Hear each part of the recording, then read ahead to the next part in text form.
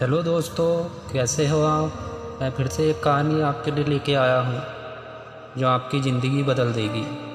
अगर आप कुछ करने की सोच रहे हैं और आपको समझ नहीं आ रहा कि क्या करना है, तो इस कहानी को सुनने के बाद आपको समझ में आ जाएगा। तो आइए दोस्तों, कहानी शुरू करते हैं। एक 5 साल का लड़का अपने पापा के साथ दिल्ली की एक सुपरमार्केट में घूमने गया। जब शॉपिंग करते करते वो टॉय सेक्शन के करीब पहुंचे तो वहां मौजूद रंग बिरंगे खिलौनों को देखकर उसके जी मचल गया। पापा पापा, मुझे ये कार लेना है, प्लीज़ ना पापा। लड़के ने पापा का हाथ खींचते हुए कहा। पापा अपने बेटे को बहुत मानते थे और उसकी ये रिक्वेस्ट ठुकरा नहीं पाए। बेटा ठीक है, तुम ये कार ले लो, पापा ने बेटे को पुचकारते हुए कहा। बच्चे ने झट से कार उठा ली और खुशी से झूमता हुआ आगे बढ़ने लगा। अभी वो 2-4 ही कदम चले होंगे कि बेटा बोला, पापा मुझे ये कार नहीं चाहिए, मुझे तो वो रिमोट कंट्रोल हेलीकॉप्टर चाहिए। यह सुनते ही पापा कुछ गुस्सा हो गए और बोले, हमारे पास अधिक टाइम नहीं है, मार्केट बंद होने वाला है, जल्दी से खिलौना लो और यहाँ से चलो।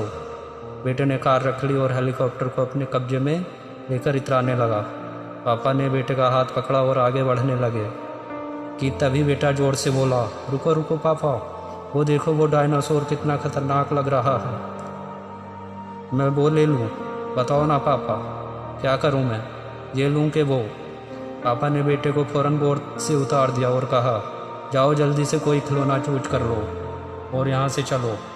आगे कुछ पलों तक बेटा इधर उधर दौड़ता रहा और यही सोचता रहा कि ये लूँ कि वो, पर वो डिसाइड नहीं कर पाया कि उसे क्या लेना है। तभी सुपरमार्केट की लाइट्स ऑफ होने लगी और कस्टमर को बाहर निकलने के लिए कहा जाने लगा। पापा भी गुस्से में थे। उन्होंने बेटे को गोद में उठाया और बाहर निकल पड़े। बेचारा बेटा रोता रह गया। उसके मन में यही आ रहा था कि काश उसने कोई टॉय चूज कर लिया होता। दोस्तों, हम सभी उस लड़के की तरह हैं और ये दुनिया खिलौनों की एक दुकान है जिसमें हर तरह के ढेरों खिलौने मौजूद हैं। लाइफ आपको अलग अलग स्टेज पे टॉयज की ढेर सारी चॉइस देती है। कभी आपको एजुकेशन, कभी आपको जॉब, कभी बिजनेस, तो कभी रिलेशनशिप चूज करने का ऑप्शन देती है। बहुत से लोग कोई ठोस निर्णय लेने की बजाय यही सोचते रहते हैं कि ये लूँ कि वो, ये पढ़ाई करूँ कि वो, ये जॉब करूँ कि वो, ये बिजनेस करूँ कि वो, इससे शादी करूँ कि उससे। और इसी चक्कर में कुछ करने का उनका प्राइम टाइम निकल जाता है और बाद में उन्हें उस बच्चे की तरह पछताना पड़ता है। कहानी समाप्त होती है। दोस्तों, ये कहानी आपको कैसे लगी हमें लाइक करिएगा, चैनल को सब्सक्राइब करिएगा। धन्यवाद।